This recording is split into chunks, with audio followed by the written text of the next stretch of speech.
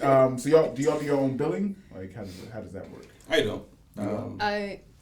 I do. Yeah, I do. And So how's that? depending on how severe the patient is and how many procedures I do for a patient. For example, if I do stitches, so you have to pay for the lidocaine. You have to bill for the procedure I'm doing, the time that I'm there, because it takes me 30 minutes. So you stack it up. Yeah. How much is one stitch? Ooh. Honey. Like for one visit, we just do it a package. It's like 200. Okay. That's not bad. That's without the insurance. visit. Now That's without insurance. Yeah. Now, so perfect. So the question is now, how do you bill it with insurance companies, right? Because like like medical insurance just is nuts. Like the hustle to get the money you're worth of your services is nuts to me. So talk about like how that impacts your billing, like dealing with medical insurance companies. Well, a lot of times, if you don't put the right information, the insurance is not going to pay. So if I don't say that I saw, how you would say, if I don't document that I didn't see the person's eyes, and the person who came in for eye infection, then they're not going to pay for it. Pretty much, yeah. So you have to be very detailed on everything that you do.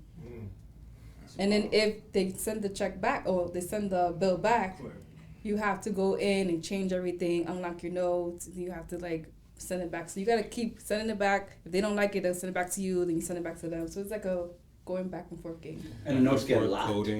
Coding, yeah. Oh, I wonder if the cigarette was covered on these. It might have been. Like, no, we don't cover that. Foreign bodies.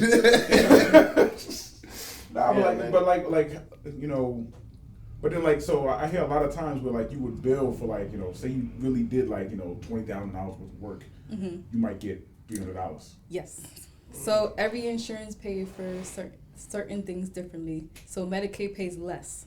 So Medicaid will pay $30 for something that costs $1 million. Yeah. You could do all that work. So that's why I have to limit myself when I see patients. Patients come in for 10 different things. I said, no, I'm only going to see you for 2. Because if you do all 10, they're not paying for that. So I have to limit myself. 10 things would take a lot of time. Yeah. Yeah. So And does that come out of the company's pocket? Like they, if you were to do those 10 things, it's kind of goes against. It's a huge loss. It's a huge loss. Profit loss. Yeah. So you can't just think. I mean, you think about the patient. You would do as much as you can for the patient, but at the same time, you can't spend 6 hours with one person, and you're only gonna get paid $200 for it. Right. Meanwhile, you've got a whole line of people, patients waiting, and you don't even know what they're there for yet. Right. You know, that could really be very time consuming. Exactly. And if the insurance company doesn't pay for it, there's no way for you to recoup that difference. Like that, like by them insurance, you just whatever they give you, that's what you have. So insurance companies will have their like agreement. Their agreement how much they would give, according to what you code and your notes. So let's say you would send the insurance company your bill for like $1,000. Their agreement would be 200. And you just have to take that and you eat the loss on the 8. Better than 0. It's better than 0, exactly. But like in the ER, y'all just be running it up though. Like, see, I don't deal with billing in the ER. You know what I'm saying? Like, y'all be like, clink, 300 down, baby. 2 cigarettes. Fuck out of here. Y'all be running that shit up, bro. Motherfuckers is taking Ubers to the hospital, bro. I've glimpsed at like ER bills, because I don't deal with it. I don't want to look at it because it's just something that I don't need to really know. But I've glimpsed at some, and some folks come in for like an earache, and it's like $1,600, and I'm like, oh my gosh, like they be racking it up. Folks are like, all right, I just gotta use my credit card. Suck a dick, bill me. But it's it is. That's why what it is right now. Because we charge less than the ER. Way less. I have a question. So you guys said you were stationed in a urgent care, correct? She's in an urgent care. I used to be in the ER, but now I'm in the cath. So you have been in the ER. So what would you say will be the difference between an urgent care and the ER? Because it's kind of the same thing. I think urgent care is, ER is more 24 hours, and urgent care is like, all right, we We out at 10 o'clock. We close. You gotta come back tomorrow. 9 to 5. Yeah.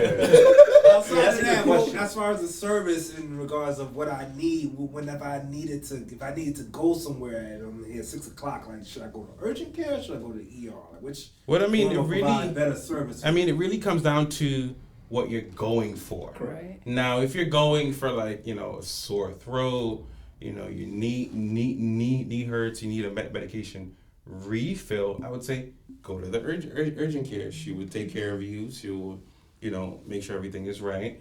But if your ankle is facing that way, and you need an X-ray, you might need you got a cigarette in your vagina. Hospital, exactly. Go to the ER.